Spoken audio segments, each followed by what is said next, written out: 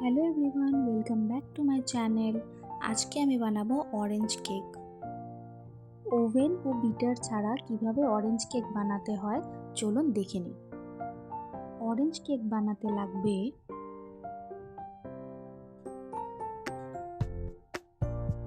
1 cup ময়দা, 1 cup গুঁড়ো চিনি, 2টো ডিম, অরেঞ্জ জেস্ট, বাটার আর 2টো কমলা লেবুর রস আর বেকিং পাউডার আর বেকিং সোডা। একটা বোলের মধ্যে 1 কাপ ময়দা, 1 পিঞ্চ নুন,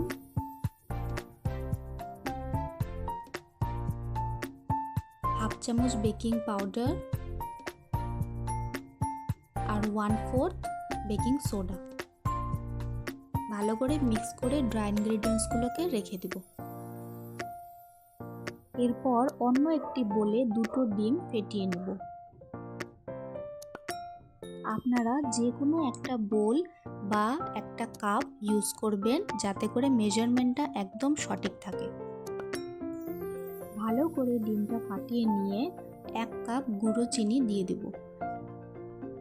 এরপর গুঁড়ো চিনিগুলোকে ডিমের সাথে ভালো মতো ফেটিয়ে নিব যাতে কোনো লাম্পস না থাকে। এরপর 50 গ্রাম মেল্টেড বাটার এর মধ্যে দিয়ে দেব। এরপর ভালো করে কাটাতে থাকবেন যতক্ষণ রঙটা একটু হালকা না হয়ে যায়। এরপর 2-3 ড্রপস অরেঞ্জ এসেন্স দিয়ে দেব। এটা পুরোপুরি অপশনাল, আপনারা চাইলে স্কিপ করতে পারবেন। এরপর আমরা ড্রাই ইনগ্রেডিয়েন্টসগুলোকে 3 বারে দিয়ে দিই। আমার রেসিপিটা ফলো করে আপনারা খুবই সহজে এটা বাড়িতে বানিয়ে নিতে পারবেন। রেসিপিটা যদি আপনাদের ভালো লাগে আমার চ্যানেলটিকে লাইক, শেয়ার, সাবস্ক্রাইব করে আমার পাশে থাকবেন। এরপর অরেঞ্জ জুসটা দিয়ে দিব। অরেঞ্জ জুসটা অল্প অল্প করে দিতে হবে যাতে ব্যাটারটা খুব পাতলা না হয়ে যায়।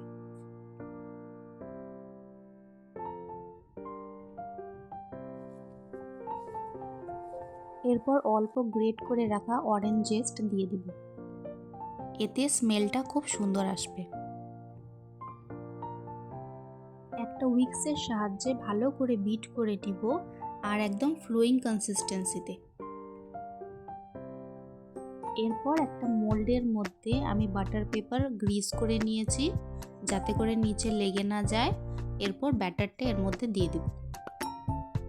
এখন 3-4 বার একটু ট্যাপ করে নিব যাতে কোনো এয়ার বাবলস না থাকে। এরপর আমি চুলায় কেকটাকে বেক করে নিব।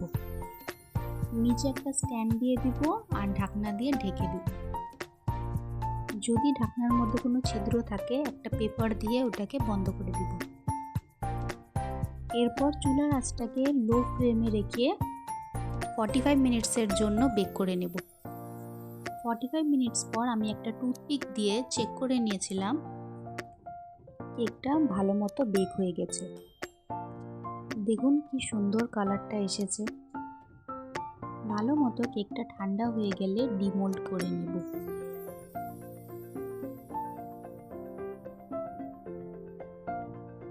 বাটার পেপারটা রিমুভ করে নেব।